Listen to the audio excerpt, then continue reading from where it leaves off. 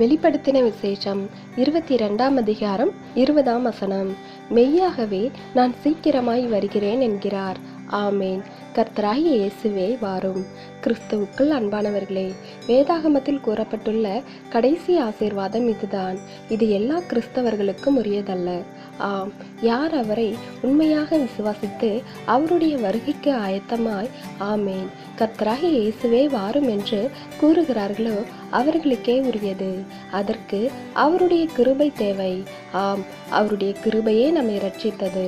அவருடைய கிருபையே நமக்கு பரிசுத்த ஆவியை தந்தது.